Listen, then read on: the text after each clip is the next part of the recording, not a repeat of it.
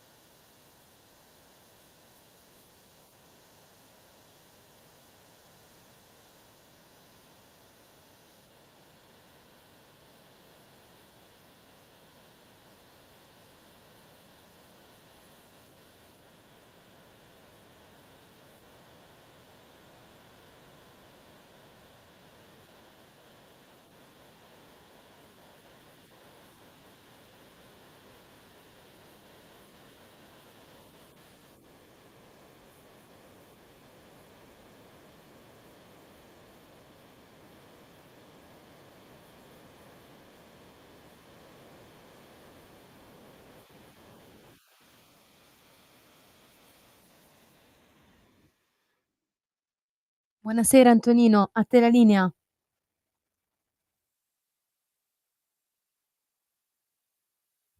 Antonino, mi senti?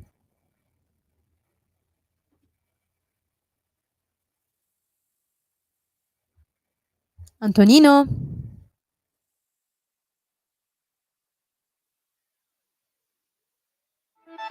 Stai ascoltando Radio Libertà, la tua voce libera, senza filtri né censure, la tua radio.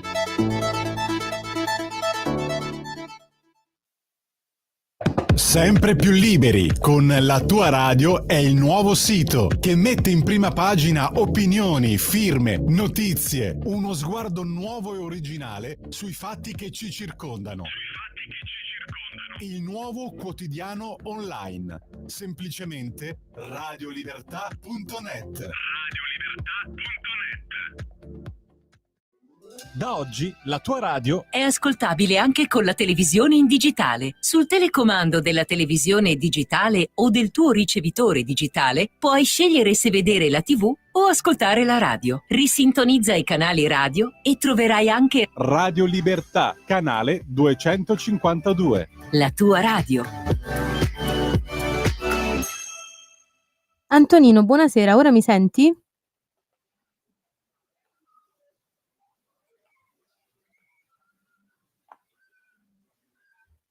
Antonino?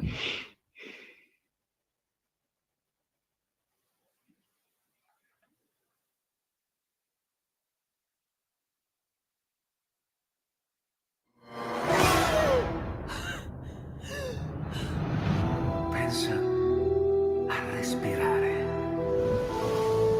Ora abbandonati. Che cosa vedi? Luce, oscurità, l'equilibrio. È tanto più grande. È stato un risveglio. Hai sentito? Conosco una sola verità.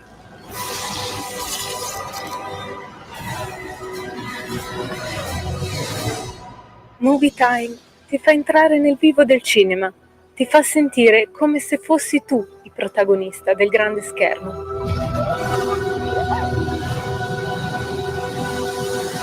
Ogni sabato dalle ore 16. Antonino, ora mi senti? Antonino?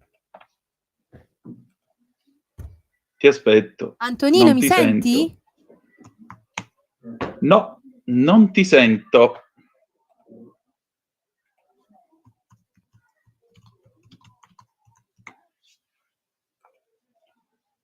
Io parlo, però non sento te, Sveva. Sono in diretta, ok. Allora, amici e amici miei, ma non dell'avventura, buonasera. Siete sulle magiche onde di Radio Libertà. Questo è Zoom, il drive time in mezzo ai fatti. Io sono Antonino Danna e questa è la puntata numero 998 di oggi, giovedì 15 di maggio dell'anno del Signore 2025. Cominciamo la nostra trasmissione. Vi ricordo, date il sangue, in ospedale serve sempre. Salverete vite umane, chi salva una vita umana salva il mondo intero. Secondo appello, radiolibertà.net. Fesso chi non lo legge, perché vi perdete un bellissimo giornale online dove ci sono i liberamente del direttore Giovanni Sallusti, gli auto da fede di Giulio Cainarca, la rassegna stampa del sottoscritto in sostituzione di Semivarin, noccioline, caramelle e molto altro. Allora, noi siamo pronti a questo punto per cominciare. Saluto la nostra castellana Sveva lassù in regia, che mi permette di proiettarmi fino a voi. Avete ascoltato il disco start di Renato Zero, Mi Vendo. Incrociamo come sempre al 340-670-9659 se volete mandarci una zappa o WhatsApp che dir vogliasi, oppure 0292947222 quando lo dirò io. Ma adesso, signore e signori, aspettiamo di entrare in comunicazione con l'onorevole Leonardo Boff, l'onorevole Gianangelo Boff, che tra non molto sarà dei nostri qui Parlamento. Nel frattempo io però non ho l'audio dalla regia, quindi non so effettivamente quello che sta succedendo. Comunque, ad ogni buon conto, in ogni caso, Sveva, se vuoi puoi anche già mandare il diritto e rovescio con Pierluigi Magnaschi tranquillamente. Vai pure.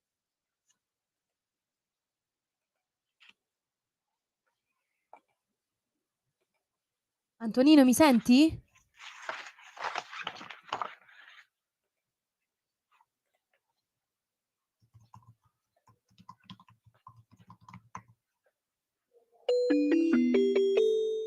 Qui ma io non lo sento al telefono, Sveva, quindi come Pronto? faccio a parlare con l'onorevole? Ti Pronto? chiedo scusa. Io vi sento.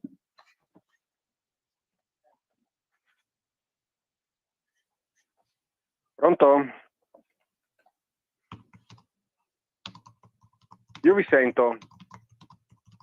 Onorevole, un secondo perché non so se Antonino la sente. Un secondo soltanto, Pronto? Io grazie. la sento. Sì, io sento lei sente me, però purtroppo Antonino non ci sente, non capisco perché. Io non sento, mi dispiace, quindi non Pronto? posso intervistare Sì. nessuno così. Ci prendiamo un momento di pausa, vediamo di risolvere questo problema, scusateci.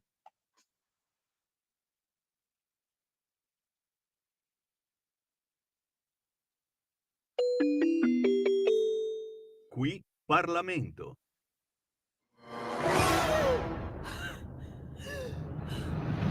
Pensa a respirare. Ora abbandonati. Che cosa vedi? Luce. Oscurità. L'equilibrio. È tanto più grande. È stato un risveglio. Solo verità.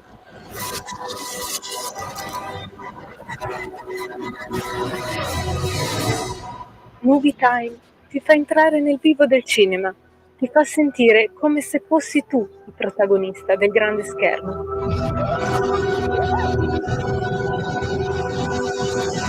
Ogni sabato dalle ore 16. Sempre più liberi con la tua radio è il nuovo sito che mette in prima pagina opinioni, firme, notizie, un nuovo e originale sui fatti che ci circondano. Il nuovo Siamo online. Semplicemente radiolibertà.net.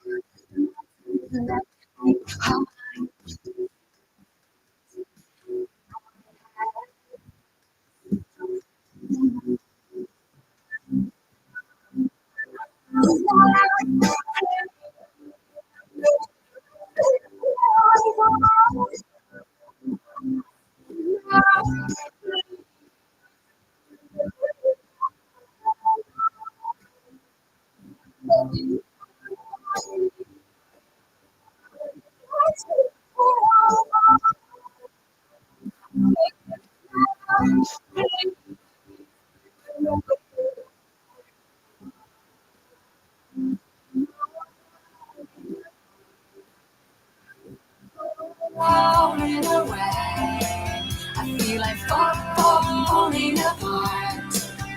Wake up, show me the sun, show me the sun. I can't see the sun, I can't see the sun. Show me the sun, show me the sun. I can't see the sun, I can't see the sun. I ask you now, please, where I got me, where I want. Begging on my knees, where I be, where I want. Borderline, borderline, personality. Borderline, borderline, borderline, personality.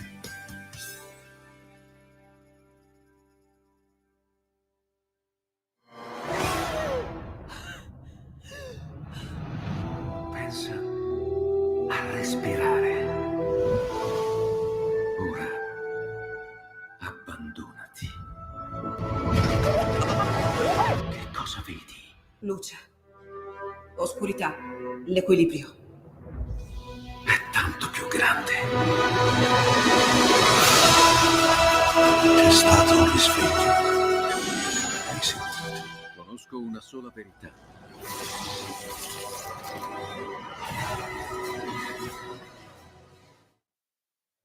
Antonino, di nuovo a te la linea. Oh, rieccoci qua alle 18:29 minuti e 20 secondi. Facciamo una cosa, Sveva, allora. Se tu riesci a recuperare l'onorevole Boff, diamo 10 secondi di jingle, perché ormai sono quasi le 18:30, e lo recuperiamo subito dopo il jingle. Vedi un attimo se riesci a recuperarlo così, scusandoci ovviamente con lui, perché chiaramente l'onorevole Boff aveva appuntamento con noi per le 18:20, poi ogni tanto qualche momento di defaillance della tecnologia, ed eccoci qua. Perché c'è lui stasera qui in Parlamento? Perché sostanzialmente è intervenuto in aula sul decreto Albania di cui abbiamo parlato stamattina nel corso della rassegna stampa, lo ricorderete, e nel corso della rassegna stampa vi abbiamo spiegato appunto che questo nuovo decreto servirà a accelerare l'instaurazione, la costruzione di nuovi centri per il rimpatrio. E infatti l'onorevole Poff ha parlato quest'oggi appunto in aula alla Camera e in particolare ha detto che questo provvedimento va nella direzione giusta per un contrasto serio, responsabile, efficace all'immigrazione regolare. Quello che molti potrebbero considerare Antonino, solo la scusami visione se di ti interrompo. L'onorevole è Sì, disponibile soltanto adesso, quindi perfetto. Allora, sigla qui Parlamento e andiamo. Qui Parlamento. Do un saluto all'onorevole Gianangelo Boff. Buonasera, scusi per prima per la defianza tecnologica. Onorevole, allora, questo provvedimento, stamattina leggevamo sui giornali in rassegna stampa che si accelera e di molto per la costruzione dei CPR. Pronto? Sì, dicevo, Sì. stamattina si parlava appunto di costruzione accelerata dei centri per il rimpatrio e molto altro. Lei che cosa ha detto in aula? Ma va nella direzione giusta, va nella direzione che noi abbiamo sempre sostenuto, che chi entra illegalmente nel nostro paese deve e non ne ha diritto, perché non proviene da zone di guerra, non scappa da nulla, eccetera, è giusto che rientri a casa propria.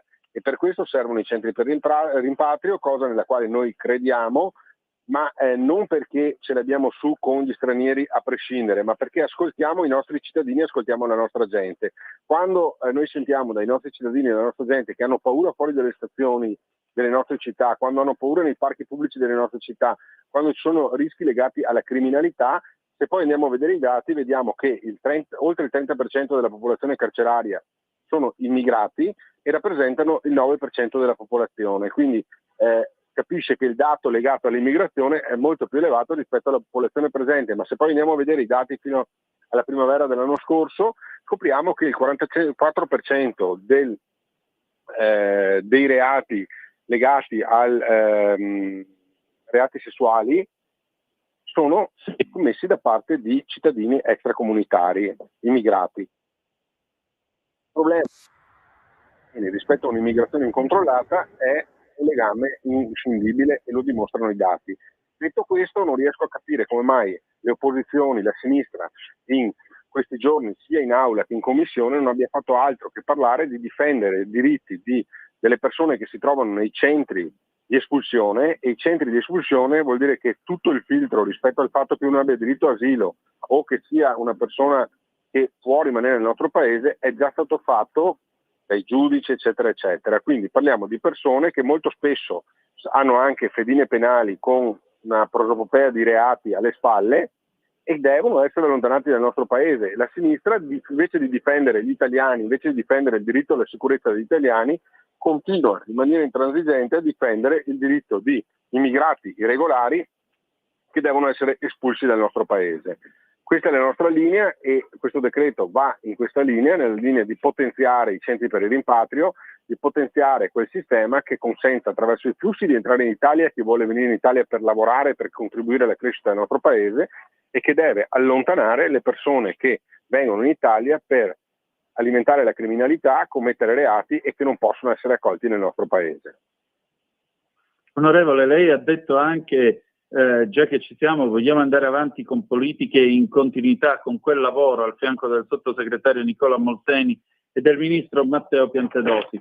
Senta, ma non sarebbe il caso di cominciare a pensare un po' come vuole fare Starmer in Inghilterra, anche il test per capire chi parla italiano e chi no, e soprattutto non accogliere o comunque limitare gli ingressi di chi non ha sostanzialmente né arte né parte, come vuole fare Starmer? Soprattutto perché detto da Starmer è gestire l'immigrazione, e se lo dice lei della Lega è razzismo. Me lo spiega un attimo la differenza?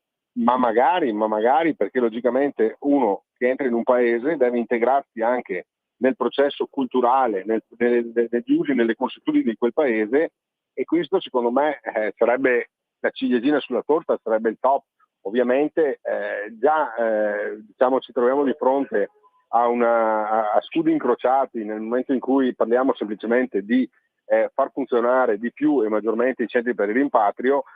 Voglio dire, le politiche adottate sia dal ministro Matteo Salvini quando era anche al Viminale, noi ci ricordiamo che dal 2017, nel 2019, quando arrivò Salvini al Viminale, le espulsioni aumentarono di quasi l'85%. Noi passammo da 120.000 espulsioni precedenti a 18.000 sbarchi, e le espulsioni aumentarono in quel periodo. Quindi voglio dire, la nostra politica è quella del ministro Matteo Salvini, la nostra politica è quella del sottosegretario Molteni di Piantedosi, che è quella linea che deve garantire la sicurezza dei nostri cittadini e anche la sicurezza rispetto al principio che giustamente accennava lei, culturale, che uno quando arriva in un posto deve essere in grado di potersi integrare in quel contesto, in quella comunità, e non deve snaturarne quella che è l'origine.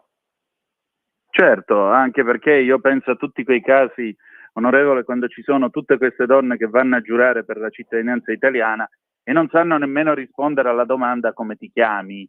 Cioè, lì che cos'è? È un abuso da parte di chi? A me pare che sia un abuso da parte loro. Ma è un abuso da parte di un paese che, ricordiamoci, siamo il paese che ha il maggior numero di riconoscimenti di cittadinanza in Europa, dove diamo la cittadinanza a chiunque e uno giura di essere fedele alla Costituzione italiana che non è manco in grado di leggere. Ecco. E io anche adesso forse nemmeno sa come funziona la Costituzione italiana. Che poi vengono firmate dal Presidente della Repubblica, di persone che non sanno, giurano su una Costituzione che non sanno neanche leggere. Certo, incredibile. Senta, onorevole, quali sono ora i suoi prossimi impegni in Parlamento? Adesso iniziamo la prossima settimana con il DL sicurezza, proprio per garantire maggior sicurezza a chi ad esempio subisce i scippi nelle nostre metropolitane da donne rom che poi usano la gravidanza per non finire mai in carcere, e anche questo è ora di metterci fine. Quando le truffe ai nostri anziani che vengono aggirati nelle loro abitazioni, l'occupazione illegale delle case che è giusto che vengano liberate e che non possono essere, un anziano che va in casa di riposo non può trovarsi la casa occupata e rimanere fuori casa perché qualcuno ha occupato la sua abitazione, e con il decreto sicurezza andremo ad intervenire anche su l'inasprimento delle pene per queste tipologie di reati, per garantire maggior sicurezza ai nostri cittadini che hanno diritto di vivere in maniera tranquilla e serena nelle proprie città, senza che qualcuno si appropri della loro casa, senza che qualcuno gli scippi il portafoglio e che poi magari passi anche impunito rispetto alle leggi. Molto bene, allora onorevole, io le auguro buon lavoro e al piacere di ritrovarci presto. Grazie a voi e agli ascoltatori di Radio Libertà. Grazie ancora.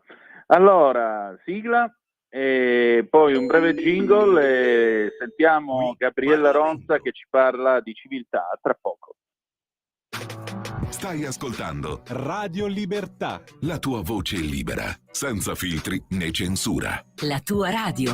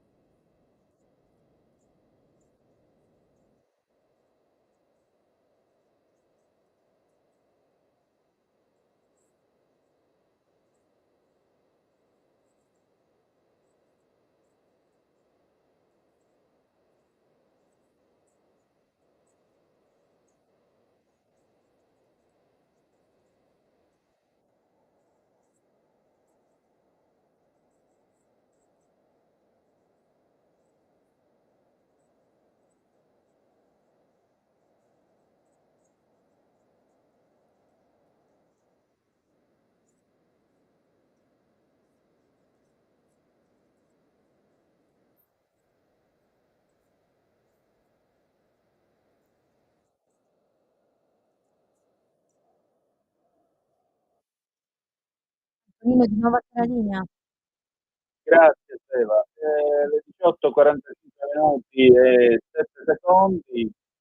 Come sempre la nostra Gabriella Ronza con la sua bellissima rubrica Epos. E adesso io vi porto in quel di Padova, parliamo un poco di spiritualità perché sta per cominciare il mese di giugno antoniano e soprattutto la tredicina a Sant'Antonio. Sant'Antonio è uno dei santi più invocati e più, diciamo così, amati dagli italiani insieme con Padre Pio.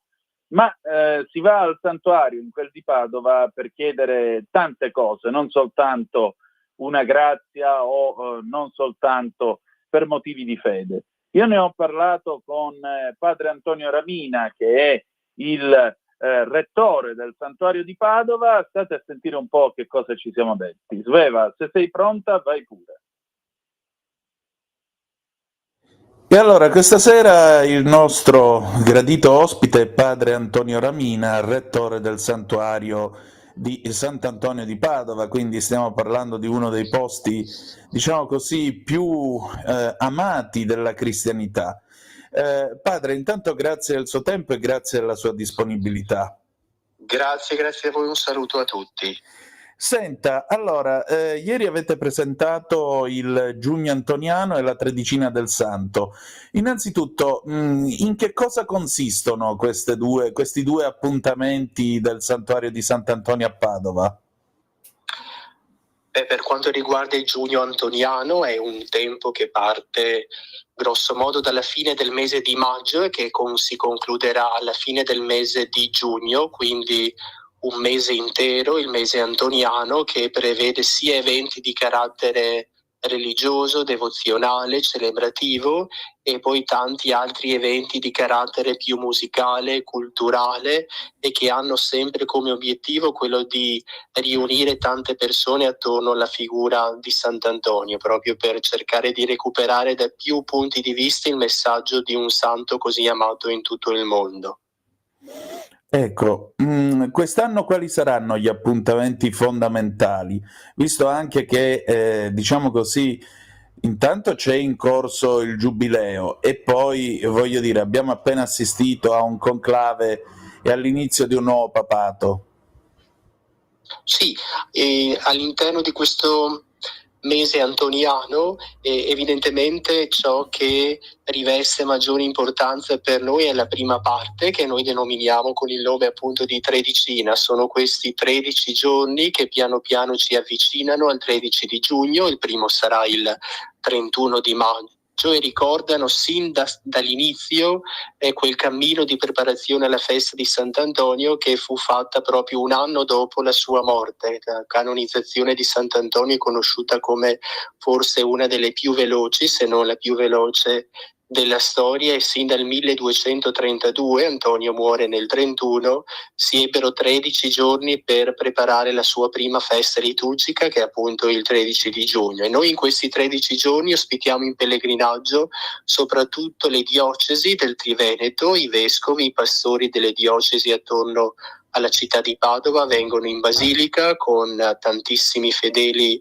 delle diocesi stesse, dove ci sarà la possibilità di celebrare l'Eucaristia, ma prima di vivere il sacramento di riconciliazione, di pregare con la cosiddetta Tredicina a Sant'Antonio, con la quale vengono affidate all'intercessione del Santo tantissime preghiere, soprattutto il cammino della Chiesa e il cammino di tutti i popoli. Per quanto riguarda poi quest'anno in modo particolare, è chiaro che noi abbiamo cercato di fare tesoro del tema di fondo del Giubileo, che è il tema della speranza, pellegrini nella speranza. È inutile che io dica che la Basilica del Santo da secoli è meta di tantissimi pellegrinaggi da parte di tantissime persone.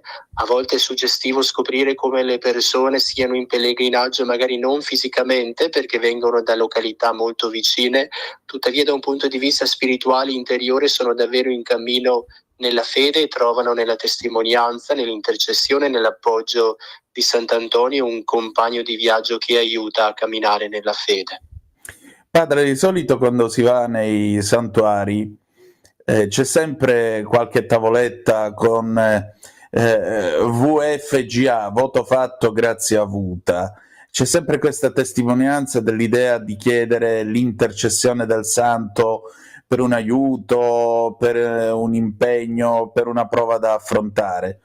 Però, diciamo così, chi è il pellegrino che oggi si affida a Sant'Antonio? Oltre a chi chiede un aiuto spirituale di questo genere, quando viene da voi, che cosa cerca? Guardi, per quanto riguarda ciò che posso dire io sulla base della mia esperienza personale, posso notare che le persone cercano soprattutto due cose. Innanzitutto la serenità nelle relazioni, che possono essere le relazioni negli ambienti familiari, negli ambienti comunitari, negli ambienti di lavoro. C'è grande sete, grande bisogno di recuperare spazi relazionali sereni, non aggressivi, accoglienti. Forse è questo il miracolo che con maggiore frequenza viene chiesto. D'altra parte si ricorda Sant'Antonio anche come colui che ha saputo riattaccare le membra dei corpi feriti. A questa immagine ci si affida tante volte proprio per chiedere che siano riattaccate relazioni ferite. Questo è uno dei grandi miracoli che viene chiesto a Sant'Antonio. Un altro che con frequenza viene chiesto è quello relativo alla possibilità di trovare spazi lavorativi sereni. Ecco, molte persone sono in difficoltà dal punto di vista economico proprio perché non hanno la possibilità di avere un lavoro dignitoso. Ecco, in questi anni questo pericolo, questo disagio è cresciuto in maniera notevole e tante volte a Sant'Antonio ci si affida anche per questo. Poi tantissime altre ragioni, a volte si chiede il dono di un figlio per genitori giovani che lo desiderano e ancora non lo hanno, a volte si chiede il dono di uno sposo, di una sposa per persone single che decidono e chiedono di fare famiglia. Le più diverse richieste vengono presentate a Sant'Antonio, quindi anche il volto del pellegrino cambia molto a seconda del desiderio che ciascuno di noi portiamo nel nostro cuore. Padre, il nuovo Papa è un agostiniano, scusi, mi ero inceppato. Ecco, le volevo chiedere questo. Intanto, se lei per caso ha avuto modo di incontrarlo quando ancora non era ovviamente il Papa, se è venuto in visita al Santuario a Padova. E poi l'altra cosa che le chiedo è questa. Da un lato Agostino che dice «Ci hai fatti per te, Signore, e il nostro cuore è irrequieto fino a quando non riposiamo in te». E dall'altro lato Antonio, il grande predicatore dell'amore di Dio, il grande predicatore delle opere di Dio. Quanti punti di contatto ci sono tra di loro? Dunque, io non ho mai avuto modo di incontrare, quando era cardinale o prima, l'attuale pontefice, il quale ha chiarito, comunicato subito che è un agostiniano. Allora dico una cosa molto interessante che forse non è nota a tutti, che Sant'Antonio era un agostiniano prima di passare tra i francescani, e quindi nel suo cuore, nella sua spiritualità sono in dialogo, per così dire, queste due anime, una spiritualità agostiniana legata molto alla preghiera, alla parola, all'amore per la parola di Dio studiata, pregata, e dall'altro un'anima più di tipo francescano legata all'annuncio, alla vicinanza, alla prossimità ai poveri. Ecco, sono due dimensioni fortemente intrecciate. Ecco, Sant'Antonio ha saputo coniugare bene questo duplice volto di ogni cammino cristiano. Da un lato il desiderio di poter trovare nel Signore, nella comunione Lui, il senso per la propria vita, gli obiettivi di fondo per la propria vita, dall'altro anche il desiderio di condividere con tutti, soprattutto con le persone più sole, più lontane, anche questo grande tesoro che è l'amicizia con il Signore. Sant'Antonio è proprio la figura di un uomo che nella parola si mette in dialogo con il Signore, non la sa in modo puramente accademico, astratto, penetra la parola con la sua profondità affettiva, lì mette radice la sua fede, e questo albero della fede poi trova la possibilità di espandersi nell'incontrare tante persone alle quali rivolge il messaggio di speranza e di salvezza, che è quello del Vangelo. Senta, per finire, immagino che anche al santuario di Sant'Antonio di Padova si possa lucrare l'indulgenza del Giubileo. Come viene vissuta questa esperienza dai pellegrini? Cosa le dicono? All'interno della Basilica noi proponiamo innanzitutto un itinerario che permetta di concentrarsi, di focalizzarsi su alcuni dei luoghi antoniani più significativi, per cui innanzitutto il luogo dove Sant'Antonio è sepolto e poi la cappella dove vengono custodite quelle reliquie del santo che maggiormente rimandano alla sua capacità di parlare, la lingua, la mento, le corde vocali, quindi ce lo ricordano come una persona capace di testimoniare con autorevolezza, di predicarla la parola di Dio. Ecco, noi proponiamo alle persone che vengono in Basilica di seguire questo itinerario in modo tale che la possibilità di conseguire l'indulgenza sia una possibilità che poi rimandi queste persone nella loro quotidianità al desiderio di ascoltare la parola di Dio e poi di continuare il cammino giubilare anche nelle proprie case, nelle proprie realtà, proprio attraverso quei suggerimenti che lo stesso Papa Francesco dava nella nota di indizione del Giubileo, quando esortava appunto a incontrare i malati, a prendersi cura delle persone anziane, di prendersi cura dei migranti, della vita nascente, eccetera. Ecco, un'indulgenza che è, per così dire, a porte aperte, non si consegue solo in Basilica, ma rimane viva nella misura in cui poi anche la nostra vita di ogni giorno viene vissuta all'insegna della carità. E questa è una cosa importante. Allora aspettiamo eventualmente una visita del Papa in Basilica. Speriamo. La Basilica, come si sa, è Basilica Pontificia, da sempre è casa del Papa e quindi sarà ben accolto qualora potrà e desiderasse venire a trovarci. E allora, grazie, buon giugno antoniano e soprattutto buona tredicina. Grazie a voi. Antonino, di nuovo a te la linea. Dimmi. Antonino, sei in diretta, a te la linea. Perfetto, grazie. Le 18, 56 minuti e 50 secondi sulle magiche onde di Radio Libertà. Noi andiamo avanti, diamo un'occhiata anche alle agenzie. Le agenzie, un SMS, qui siamo sull'Ansa, un SMS della cugina di Chiara Poggi. Mi sa che abbiamo incastrato Alberto Stasi, spunta un video girato 4 giorni dopo l'omicidio in cui Stefania K, la cugina della vittima, abbraccia Stasi, non mi lasciano in pace. La famiglia Poggi querela una dozzina di blogger per ricostruzioni offensive. Un bel tacer non fu mai scritto, ma perché non lasciate in pace la famiglia Poggi? Questo me lo chiedo onestamente. Cosa non si fa per avere 4 righe in cronaca? Lasciate in pace la famiglia Poggi, per cortesia.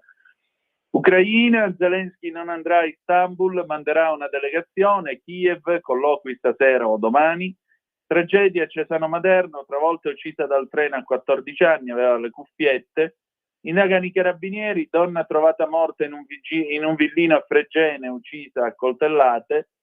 E poi ancora il Consiglio federale della Lega, Silvia Sardone e Roberto Vannacci sono stati nominati vice di Salvini, riconfermati gli altri 2 vice segretari, Alberto Stefani e Claudio Durigon.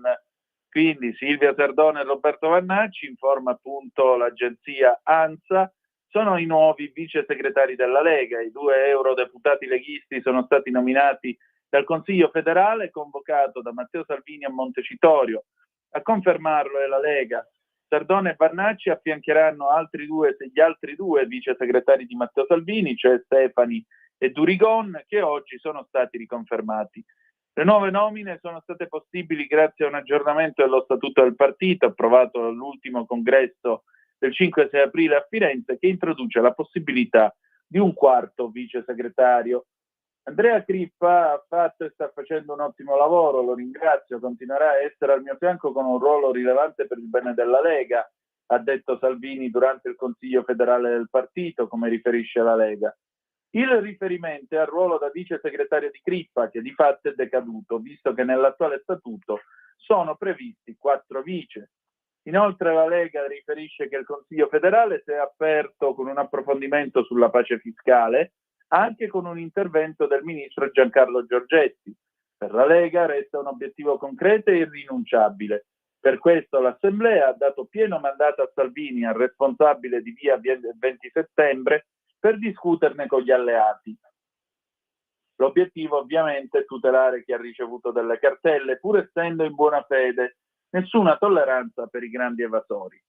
Ancora, la Lega si rafforza sempre più attraverso la sapiente riorganizzazione interna decisa dalla nostra squadra e dal nostro segretario Matteo Salvini, attraverso la nomina a nuovi vice segretari di Silvia Sardone e Roberto Vannacci. Mi compiaccio della scelta di premiare una donna, una scelta vera, perché le donne in questo partito vengono premiate per quello che sono innanzitutto. Un augurio di buon lavoro ai nuovi vice segretari e agli altri già in carica, che compongono una direzione di assoluto valore. Con questa classe dirigente la Lega continua a guardare fiduciosa al futuro. Così in una nota la responsabile del Dipartimento Famiglia della Lega, Simona Baldassarre. Sono le 19, pausa e ascoltiamo Nino Rota, La passerella di 8 e mezzo del 1963. A tra poco.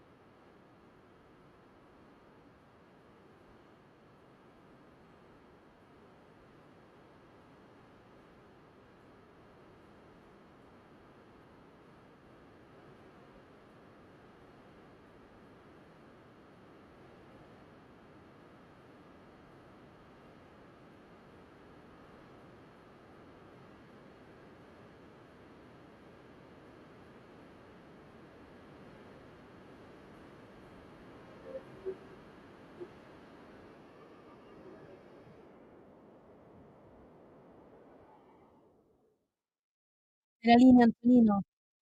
Grazie Eva. Allora, le 19 e quasi 3 minuti qui sulle magiche onde di Radio Libertà. Antonino Danna al microfono con voi. Diamo ancora un'occhiata alle agenzie. Vi ricordo 0292947222 se volete fare una telefonata. Questa era la passerella di 8 e mezzo del 1963, che è dedicata al prossimo faccia a faccia, o meglio all'argomento del prossimo faccia a faccia. Prima di passare a darvi un ultimo ragguaglio sulle agenzie, vi voglio dire questo. Giorno 20 in America, ma poi ovviamente uscirà anche in versione tradotta in italiano, uscirà un libro che si chiama Original Sin, Peccato originale. Questo libro di che cosa parla? Parla di un'enorme vergogna che è avvenuta nel corso della presidenza Biden. Cioè qualcuno ha coperto il decadimento fisico e intellettuale del presidente americano, e tutto questo addirittura ipotizzando una possibile vittoria contro Trump alle elezioni. Lo staff di Biden, che si era accorto che Biden non riconosceva più le persone, per esempio non riconosceva più George Clooney, o aveva appunto questi che chiamavano senior moments, cioè si fermava a guardare nel vuoto senza più proferire parola. Insomma, si erano detti, vabbè, noi lo presentiamo lo stesso alle elezioni, se viene eletto sarà il primo presidente americano che va in giro sulla sedia a rotelle, e non per i motivi di Franklin Delano Roosevelt, perché Roosevelt aveva avuto la poliomielite, mentre invece Biden la demenza senile. Ora, questa cosa che in un paese normale dovrebbe scatenare come minimo una mezza rivoluzione, sembra passare sotto silenzio. Tant'è vero che un paio di settimane fa Biden è ricomparso alla BBC dicendo che l'America di Trump non è la sua America. Non so quale sia l'America di Biden e se lui si renda conto ancora di essere presente a se stesso. Ma il problema di fondo qual è? Il problema di fondo, amiche e amici miei, ma non dell'avventura, è molto semplicemente che qui non stiamo parlando del vecchietto che muore e lascia tutti i beni alla badante per un motivo o per un altro. Stiamo parlando di un signore quasi ottantenne che, ahimè, aveva in mano il comando di qualcosa come 5.000 testate atomiche. Non solo. Parlando con il professor Luigi Curini, che è il nostro ospite del Faccia a Faccia, parlando con il professor Luigi Curini, io mi sono ricordato di una cosa, ve l'avevo accennata pure in rassegna stampa, credo avantieri, e poi ho trovato il riferimento preciso. Il 18 marzo del 2021 Putin aveva fatto uno strano riferimento alla salute di Biden, perché Biden gli aveva detto tu sei un assassino, quindi siamo ben prima della guerra in Ucraina e così via. Gli aveva detto tu sei un assassino, Putin gli aveva risposto, dice chi lo dice sa di esserlo, ma soprattutto ti faccio tanti auguri per la salute e la mia non è una battuta ironica. E qualcuno l'aveva collegato appunto alla presunta, avevano scritto allora, demenza senile di Biden. Ecco, vedete che alla fine tutto questo quadretto di menzogne, di occultamenti, di vergogna, perché ripeto, stiamo parlando di un signore che aveva il bottone atomico tra i più potenti al mondo, se non il più potente al mondo, ecco, questo signore è stato messo lì a fare il fantoccio da questi signori di sinistra, i democratici appunto, quelli che andavano dicendo che con Trump l'America sarebbe andata all'inferno. All'inferno non mi pare che sia andata, in compenso ha rischiato di andarci ogni giorno per un presidente ottogenario non presente a se stesso. Allora a questo punto facciamo una bella cosa, mandiamo il faccia a faccia col professor Curini e poi dopo apriamo i telefoni e sentiamo anche un po' voi che cosa ne pensate. Sveva, quando vuoi vai pure. Io stasera ho il piacere di ritrovare un graditissimo ospite di questa trasmissione, è un politologo molto preparato, molto capace, è il professor Luigi Curini, che si occupa di tutto ciò presso l'Università Statale di Milano. Professore, intanto grazie, bentornato e ben trovato. Grazie a lei per l'invito. Ecco, professore, però adesso io veramente ho bisogno che lei dica qualcosa, perché io ho qui davanti la copertina del nuovo libro che uscirà giorno 20 di Jake Tapper ed Alex Thompson, che sono due giornalisti d'inchiesta, uno lavora per la CNN. Il titolo è Original Sin, lo traduciamo dall'inglese, peccato originale, il declino del presidente Biden, le manovre per coprire tutto questo e la sua disastrosa scelta di presentarsi di nuovo come candidato alla presidenza degli Stati Uniti. Allora, professore, già cominciano a circolare, lo diciamo per i nostri ascoltatori, alcune indiscrezioni. Una di queste dice che non solo appunto lo staff della campagna di Biden aveva ipotizzato una possibile rielezione di un Biden in sedia a rotelle, e qualcuno fa il paragone con Roosevelt, ma Roosevelt perché era poliomielitico, non perché era un oltre ottogenario.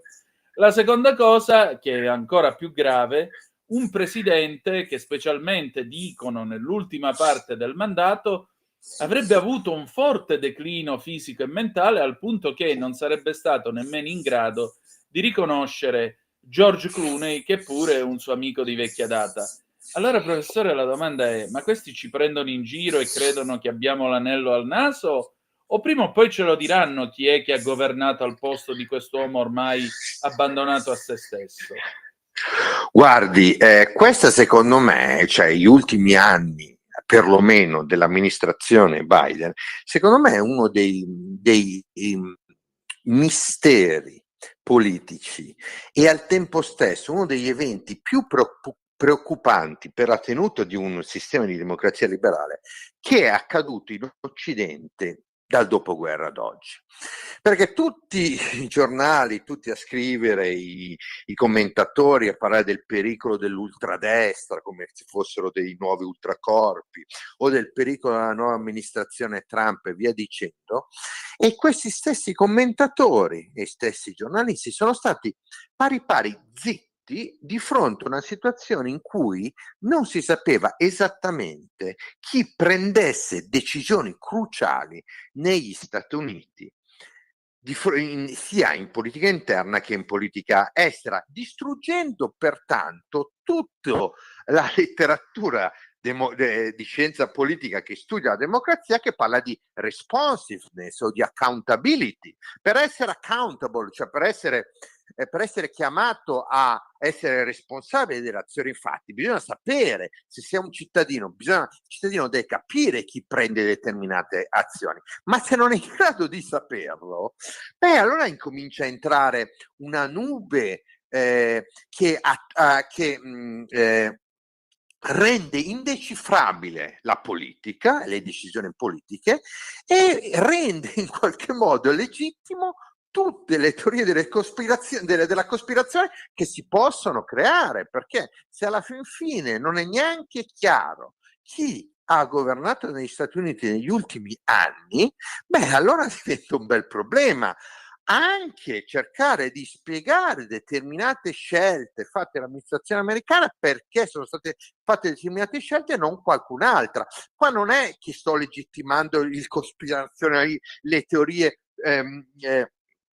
complottiste, le più varie ed eventuali, semplicemente la mancanza di trasparenza su un tema così importante inevitabilmente apre la finestra a tutto ciò che è fuori, che è là fuori, rendendo difficile la nostra comprensione e al tempo stesso la fiducia che un cittadino qualunque può porre nei confronti della politica, perché se questo è successo negli Stati Uniti, un comune cittadino potrebbe domandarsi chissà cosa potrebbe succedere in altri paesi, perché poi alla fin fine è stato questo, sono stati anni in cui il legame tra cittadino, voto e scelte politiche si è annacquato in questa nebbia in cui nessuno sapeva chi prendeva le decisioni. E in tutto questo, negli anni scorsi, se qualcuno si azzardava a sollevare il tema, veniva additato come, ancora una volta, un complottista, un fascista, un pro-trampiano, un esponente dell'ultradestra e via dicendo. E la cosa interessante è che uno dei due autori di questo libro, cioè Tapper, che è quello che lavora per la CNN, è stato uno dei giornalisti che nella stessa CNN silenziava qualunque voce che mettesse in dubbio la capacità cognitiva dell'ex presidente Biden. Tant'è vero che in una recente intervista ho sentito, che è uscita ieri o l'altro ieri, qualche giorno fa, in cui riconosceva questo errore, però è sempre la solita cosa, ex post è sempre facile riconoscere i propri errori. Il problema è riconoscere anche un pochino prima, riconoscere che a volte bisogna prendere delle decisioni che potrebbero sembrare anche una linea editoriale che potrebbe dare fastidio a qualcuno.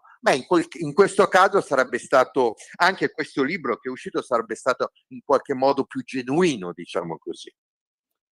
Professore, a parte il fatto che io voglio unirmi alla sua osservazione, quelli che si sono voluti rifare una verginità, io ricordo che quando Biden si fermò a guardare perso nel vuoto al G7, quello che si è tenuto in Puglia, è venuto il solito soggetto col ditino alzato a dirmi no, ma lui non aveva lo sguardo perso nel vuoto perché stava guardando l'amico immaginario, ma perché in realtà stava vedendo i paracadutisti che stavano atterrando. Siete sempre voi che sostenete Trump e quindi siete dei fascisti, l'America più retriva, eccetera, eccetera. Ora, Nel momento in cui viene fuori che questo qua nemmeno riconosceva Clooney, figuriamoci se riconosceva suo figlio Hunter o sua moglie Jill, la cosa più drammatica è questa.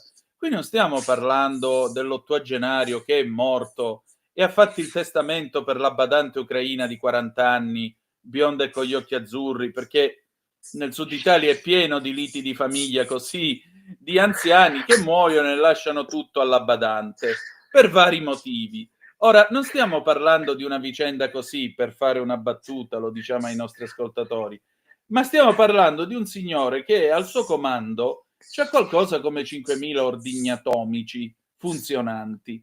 Allora, non si può lasciare la gestione di una nazione simile in mano a uno che non è in grado di essere presente a se stesso e che, come facevano con Brezhnev, quello andava in televisione, guardava in macchina e come andava. Difatti, quando è andato a fare il dibattito contro Trump, veramente era completamente suonato. Allora, in tutto questo, l'altra domanda è: chi è che ha permesso che questo signore ostinatamente si ricandidasse? Per giunta, mentre il suo entourage già preventivava la sedia a rotelle. Cioè, davanti a una cosa del genere, la democrazia è estremamente in pericolo e le rovescio anche alla prospettiva. Ma lei si immagina se invece a non riconoscere, per esempio, Melania fosse stato Trump, che cosa sarebbe successo ora? Guarda, io mi ricordo ancora durante il primo mandato di Donald Trump che c'erano diversi esperti, psichiatri, via dicendo, che guardando e analizzando i video di Trump chiaramente sottolineavano come Trump in qualche modo fosse vicino all'infermità mentale. Gli stessi esperti che durante i 4 anni di Biden invece riconoscevano Biden come una persona sì anziana ma molto lucida e sempre sul pezzo. Secondo me gli ultimi anni di Biden sono stati molto istruttivi, non solo ma anche tragicamente istruttivi, per far vedere che cosa? Per far vedere come si possa portare avanti una scelta politica basata su un candidato che non è neanche sempre tra di noi da un punto di vista cognitivo, e comunque portarla avanti in modo importante laddove questa candidatura si basa e trova in qualche modo un forte riferimento ideologico all'interno di un gruppo di potere che ha interesse a portarla avanti. Gli ultimi anni di Biden sono secondo me stati l'ennesima, diciamo così, manifestazione di come in realtà tutto il dibattito sul pericolo della disinformazione, delle fake news e via dicendo, che nasce dai cattivi utenti sui social media, in realtà è solo una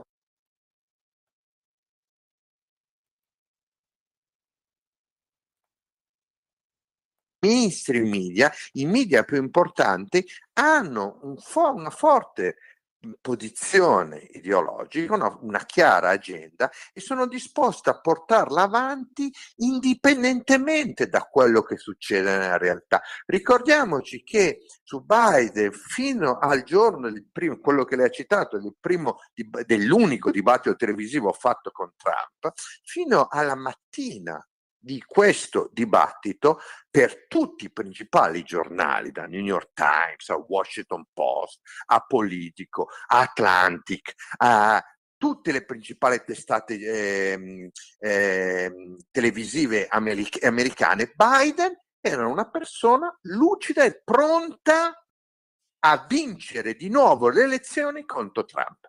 E non si può, e di questo emerge chiaramente, tra altre cose, alcuni estratti del libro che citava, in realtà tutti lo sapevano che non era così. Allora, di fronte al fatto che tutti sapevano che non era così la questione, ma comunque erano pronti a scendere in campo e a denigrare chiunque dicesse che il re è nudo, e questo dovrebbe preoccuparci.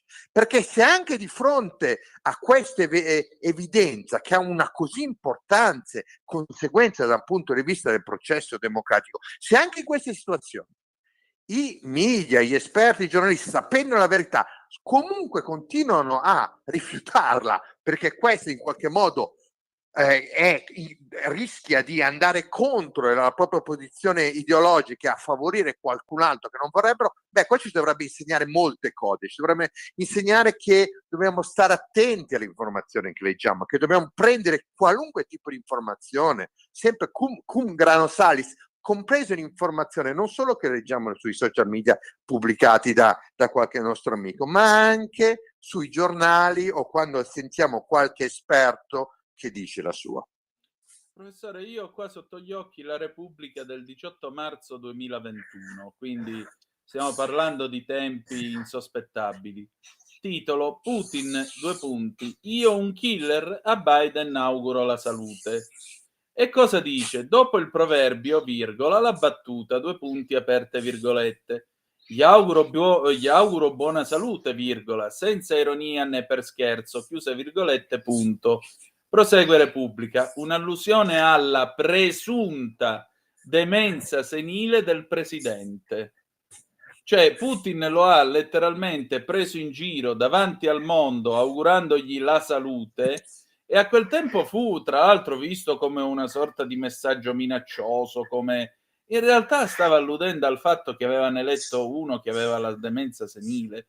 E se gliel'ha detto nel 2021, torna a ripetere, fino al 20 di gennaio del 2025, chi è che ha comandato alla Casa Bianca? Questo è il vero punto. Perché non hanno insistito i russi su questo? Ma forse, chi lo sa, forse gli faceva anche comodo, non lo so, ci sono tante questioni aperte là fuori. Indubbiamente il punto di chi ha preso determinate decisioni importanti, pensiamo solamente in politica estera, le importanti decisioni, le controverse decisioni prese dall'amministrazione Biden in politica estera, in qualche modo noi non lo sappiamo. E nonostante tutte queste problematiche, il buon Biden, come è successo un paio di settimane fa, è chiamato a fare interviste, e ogni volta che il buon Biden fa delle interviste, ovviamente criticando l'amministrazione di Trump e via dicendo, i giornalisti che sono di fronte riprendono le parole di Biden come se nulla fosse successo. E quindi è un continuo riproporsi di una commedia, e questo è un po' il dramma, è una commedia tragica in cui qualcuno sa in cui tutti sanno che qualcuno sta mentendo, e quello che sta mentendo sa che gli altri sanno che lui sta mentendo, e comunque si va avanti lo stesso. È un po' paradossale, diciamo così. Professore, sa perché rido? Perché ho anche il titolo della commedia, Weekend con il morto. Dobbiamo farla. Secondo me avrebbe un grande successo. Scusi, non è per mancarle di rispetto, professore, però veramente lei mi ha passato la palla, io dovevo tirare in porta. Cavolo, siamo davvero a weekend, davvero come quel film, perché lei se la ricorda sicuro la trama. Questi c'hanno l'amico che muore, se lo portano sulla spiaggia, vestito di tutto punto con gli occhialetti da sole, passa una, lo saluto da lontano e uno dei due gli muove il braccio. Ehi, ciao Dorin! Cioè, siamo a questo, però torno a ripetere, quello del film mica c'aveva 5.000 testate atomiche da muovere o portaerei da mandare in giro per il mondo. Cioè, e questo è il vero problema, e nessuno dice niente. Il signor Obama, no, il fighetto, il premio Nobel per la pace sulla fiducia, vorrei ricordarlo a chi ci ascolta, niente da dire. Poi soprattutto vorrei capire, a maggior ragione che viene fuori che questo parla con l'amico immaginario, ma perché non si è dimesso e ha lasciato l'incarico a Kamala Harris? Perché probabilmente, diciamo così, probabilmente qualcuno o più di uno aveva interesse a non farlo, perché io credo che sia, adesso sempre per non entrare nel complottismo, ma questa è la situazione ideale in cui si può influenzare le decisioni politiche senza metterci la faccia, quindi senza pagarne alcun costo. È lo scenario ideale che tutti vorrebbero in qualche modo poter perseguire. Qualcuno almeno per un paio di anni, questo sogno l'ha effettivamente vissuto. Chi è stato? Chi è? Non si sa, magari lo sapremo più avanti, o forse, e molto probabilmente, non lo sapremo mai. Professore, senta, per concludere, ringraziandola del suo tempo, ma l'America di oggi che paese è? Perché ogni giorno uno sente ovviamente gli attacchi contro Trump, che viene visto come il male assoluto, come uno che ha fallito con la politica dei dazi, eccetera, eccetera. Ma a me pare che questo sia andato nel Medio Oriente, abbia aperto alla Siria e magari riuscirà a far firmare l'accordo di Abramo all'Arabia Saudita. Ha venduto 160 Boeing agli Emirati Arabi Uniti. Sta prendendo fondi per 1.000 miliardi di dollari. Non mi pare che sia esattamente un cattivo presidente uno così. Guardi, lei ha citato la visita di Trump in Medio Oriente. Io voglio ricordare il discorso che ha tenuto Trump in Arabia Saudita, che è un discorso importantissimo e che ovviamente ancora una volta è passato sotto traccia. In questo discorso Trump dice semplicemente, manda in soffitta l'intera narrazione della politica estera americana portata avanti da perlomeno Bush Junior, portata poi avanti, continuata e portata addirittura all'ennesima potenza da Obama e via dicendo. Cioè, lui quello che ha detto è ragazzi, non dobbiamo più esportare il nostro modello. Dobbiamo riconoscere, ad esempio, in Medio Oriente, come si è cercato di fare in modo fallimentare. Non dobbiamo più esportare il nostro modello. Voi dovete avere la capacità e la sensibilità, voi rivolgendosi agli arabi, ai governanti dell'Arabia Saudita, del Qatar, degli Emirati Arabi lì presenti, voi dovete costruire il mondo dove vivete, il paese dove vivete, secondo le vostre sensibilità, senza che nessun altro vi debba imporre delle sensibilità sviluppate in altri contesti che magari qua non funzionano. È un riconoscimento importante che non è una opzione isolazionista di cui spesso viene accusato Trump, ma è realista, cioè l'idea è che il mondo là fuori è complesso, ci sono persone che la pensano diversamente e noi non siamo nelle condizioni di imporre quello che noi vogliamo, le idee che noi abbiamo a qualcun altro, che magari qualcun altro che queste idee a cui queste idee non stanno bene. È un riconoscimento importante che cambia il focus della politica americana, che ancora una volta non vuol dire una politica americana che si stacca dal resto del mondo, ma una politica americana estera più pragmatica, che riconosce su un piano paradossalmente di parità gli altri paesi, cosa che non succedeva in precedenza, perché se io ritengo che il nostro mondo è per costruzione migliore di tutti gli altri, il piano di parità, quando parlo con le altre nazioni, non potrà mai esserci, perché io mi considererò sempre migliore di loro. Qua invece è un riconoscimento più pragmatico, io mi posso anche considerare migliore, ma non te lo vengo a imporre te. Questo è un cambio importante che in qualche modo riflette un'amministrazione Trump che secondo me sta perseguendo questa strada di pragmatismo, che secondo me potrebbe, in un mondo molto più complicato di quello che era 30 anni fa, giusto per dire una data, è una prospettiva, un approccio che forse potrebbe dare migliori frutti, non solo agli Stati Uniti, ma forse anche a tutto l'Occidente. Beh, che poi era anche quello che ha scritto Kissinger in Ordine Mondiale, il suo libro del 2015. Cioè noi ci troveremo, noi americani, dice lui, a trattare con delle autocrazie, per cui non è che possiamo fare quelli che dicono no, tu non rispetti i diritti umani, quindi io non tratto con te. Dobbiamo avere un approccio pragmatico nella speranza che loro, vedendo anche il nostro stile di vita e i valori che testimoniamo, abbiano poi il desiderio di passare a un sistema occidentale con dei diritti e delle libertà. E probabilmente l'unica cosa che si possa fare in un mondo come questo, in cui peraltro c'è un mostro da 1.300 milioni di anime che è la Cina e non ha assolutamente intenzione di farsi tenere i piedi in testa. Assolutamente così, assolutamente così. Professore, allora, grazie del suo tempo. Un'ultima domanda, che cosa farà domani? Domani in mare, perché ogni tanto occorre staccare e continuare sì a lavorare, ma guardando il mare fuori dalla finestra. Questo è importante perché per chi vive a Milano il mare manca, come sappiamo Milano è una piccola Bari senza mare. E meglio non si poteva dire. Grazie. Sempre più liberi con La tua radio è il nuovo sito che mette in prima pagina opinioni, firme, notizie, uno sguardo originale, infatti nuovo quotidiano online, semplicemente radiolibertà.net.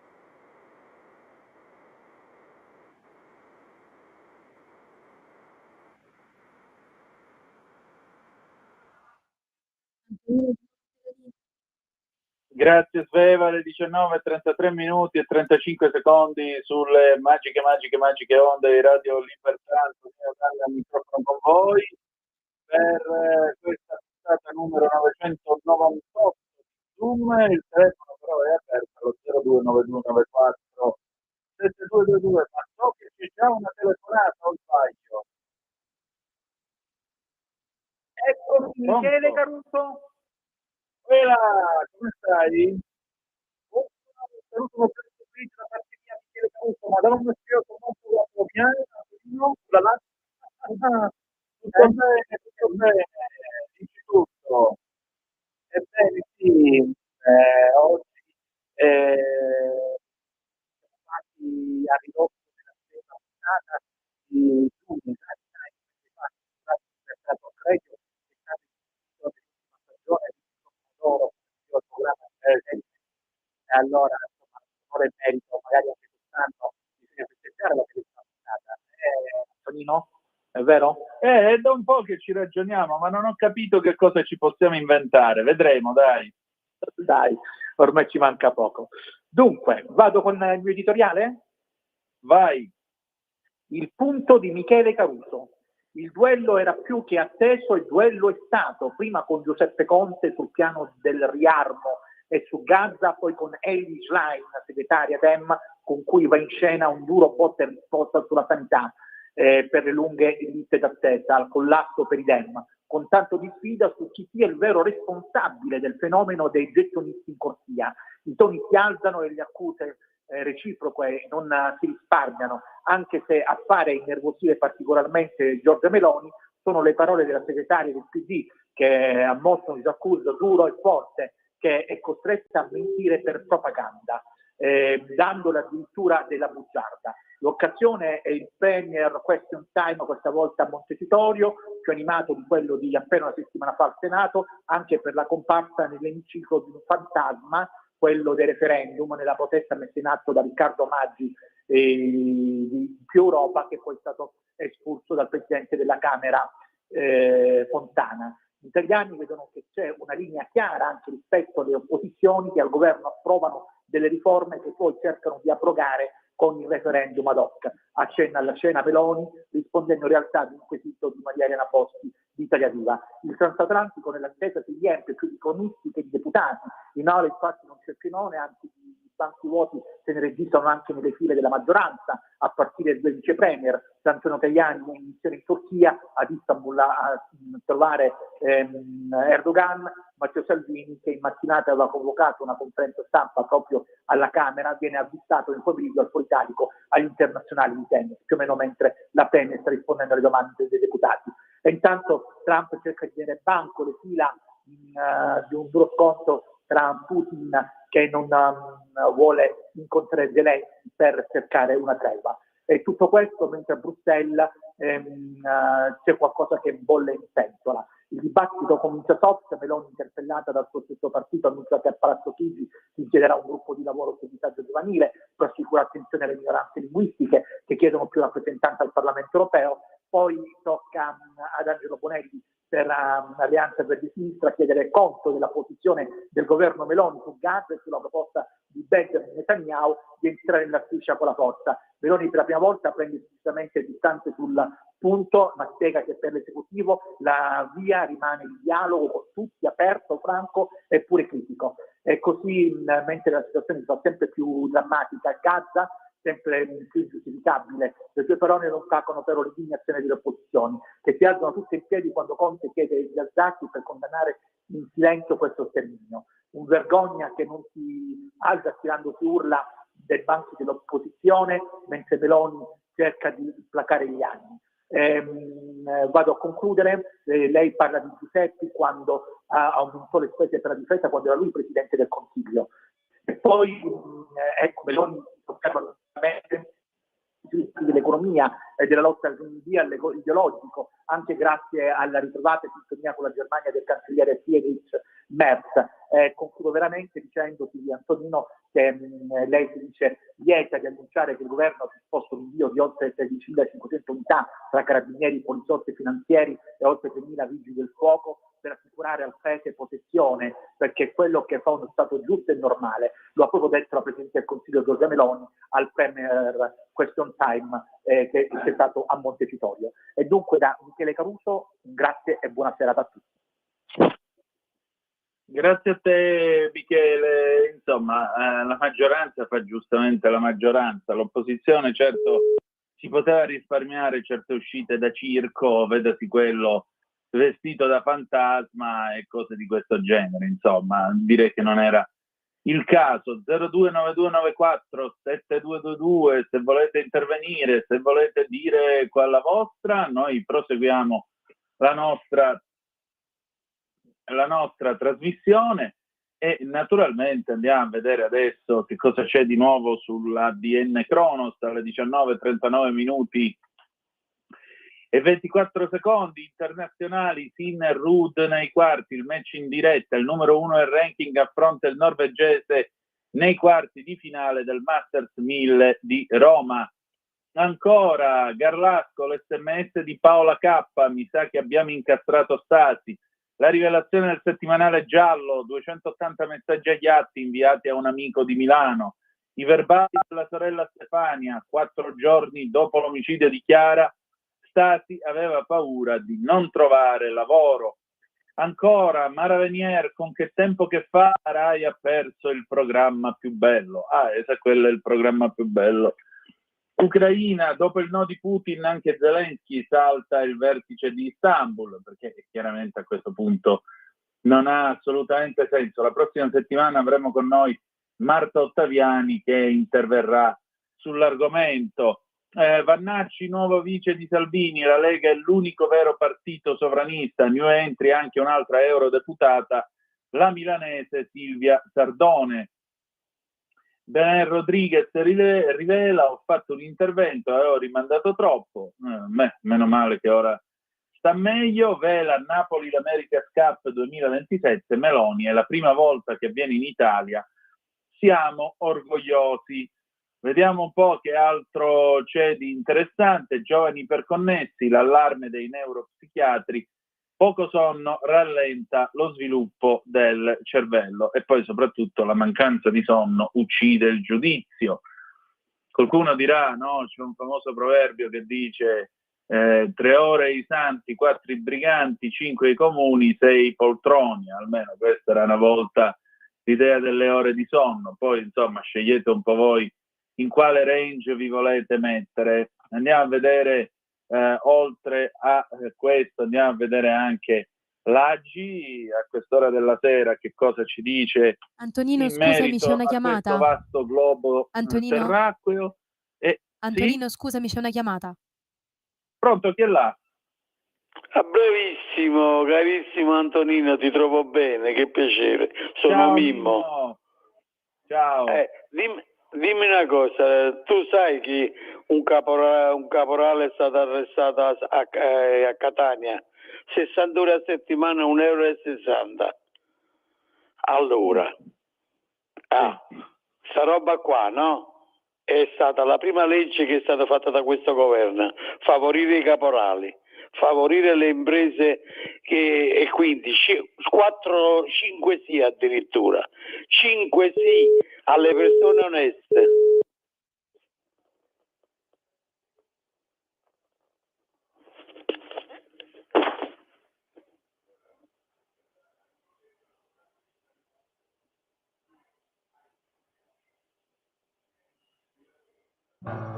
Porta con te ovunque Radio Libertà. Scarica la app per smartphone o tablet dal tuo store o dal sito radiolibertà.net. Cosa aspetti?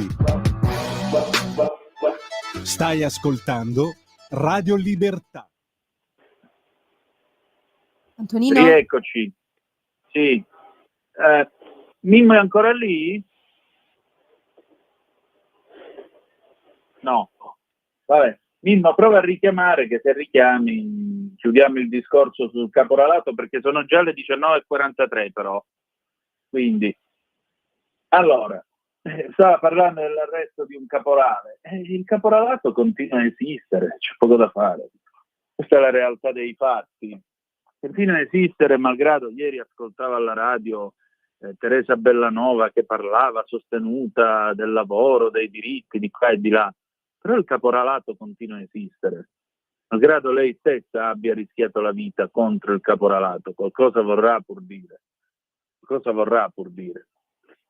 Va bene, allora bella gente, io direi che per questa sera abbiamo raggiunto ormai quota 19:44, quindi ci possiamo salutare. L'appuntamento che io vi voglio dare è ovviamente per domani alle 7:30 con la rassegna stampa e poi domani sera alle 17:30, perché domani è venerdì, farà irruzione ancora una volta quel matto di Lorenzo Viviani e il sottoscritto, che non gli è certo secondo, e di conseguenza avremo modo di discutere di agricoltura e molto altro ancora. Vi annuncio che c'è un croccantissimo Giorgio Guido Lombardi che sta per tornare, attenzione, ci sarà un'intervista molto interessante per voi.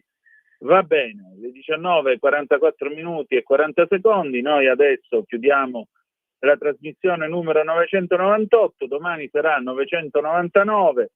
La sigla finale con cui ci salutiamo è Francesco De Gregori, Buonanotte Fiorellino del 1975, buonanotte tra il telefono e le stelle.